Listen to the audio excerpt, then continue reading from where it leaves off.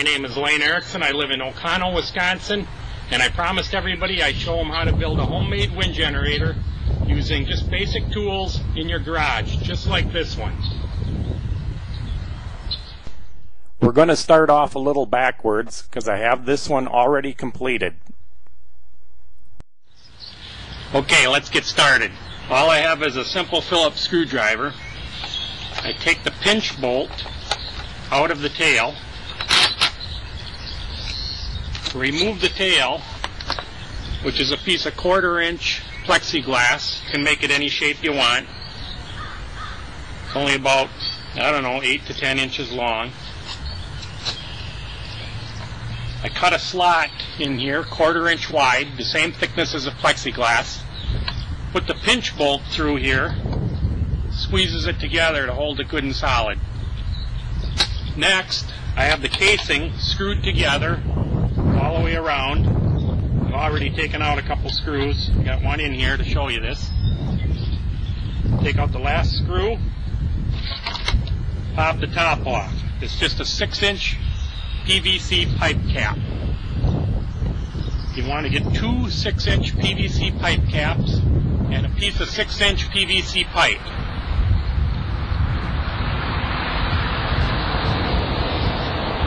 The pipe comes in about a 10-foot section, so you might as well get the whole thing because you're going to use it to build the blades in the very end.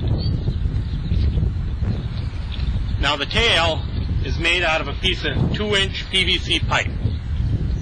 1/4 inch slot, the width of your tail, whatever you'd like, and a coupling, 2-inch coupling that will slide completely over the pipe.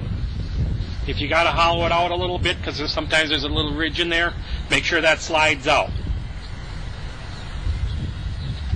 Now, this is what I've done on the inside. We'll get to the alternator part, the workings of it. But this is a 10 SI GM alternator, about a 1990s vintage. And you can pick them up in a boneyard. You can find them all over the place. It's the GM produced more of these alternators than any other alternator out there, so they're easy to come by. And then inside the alternator, I went online to windbluepower.com. It's Windblue Power, and ordered the insides to this alternator. The rotor, the permanent magnet rotor, and the stator of your choice. So you can check that website out. Next, I cut a piece of 1-inch galvanized pipe from the hardware store. A little bit longer than 6 inches, so it hangs out. This is what you're going to mount it on your pole when you're all finished. On the alternator, there's a mounting bracket with threads in it on the back, a hole. Lay that pipe across the alternator, shim it up so it's nice and smooth across and straight. Make it stick out on one side, I don't know, 1.5 to 2 inches. And keep the other end inside the tube. Bolt it down tight. I'll show you in some pictures how I mounted the alternator to the other pipe cap. Now you also want to cut about a 2-inch slice off of the 6-inch PVC pipe and make it stick out just underneath the galvanized pipe. It's about a 1/2 inch. That's going to be the flange where the other half goes together. Now on the tail, take the 2-inch piece of pipe, drill a hole with a hole saw, the same diameter as the galvanized pipe. Saw it off. Now you have a 1/2 moon. That will fit over the galvanized pipe. Nice and snug fit. Mine sticks right on there like a spring. Now slide the collar over the tail. That part. Drill 2-inch hole, the same size as this, in the back of the 6-inch pipe cap. And figure out where this U shape has to be drilled out. Drill a hole, cut it out. Same size as that pipe. Slide this over. After you put the collar on, put the collar on. You can put it on anywhere.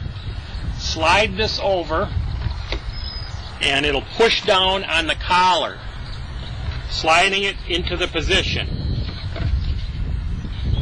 Line it up over the pipe, push it down. Now remove it, and the collar is in place. That needs to be glued there. So draw a line around it or something, glue that in that position. Then find an O-ring, a rubber band, a sponge gasket from a door gasket from off a house door.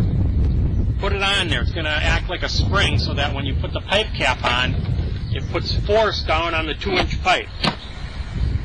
Now you can't get that out. That's in there forever.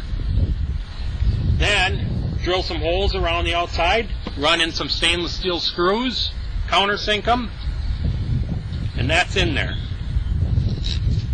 Put the tail back in, tighten the pinch bolt, it's ready to go. Very simple. Now I'm going to show you how to build the rotor blades. Very simple again, using the same PVC pipe that you purchased, the 6-inch pipe. And let's get started on that.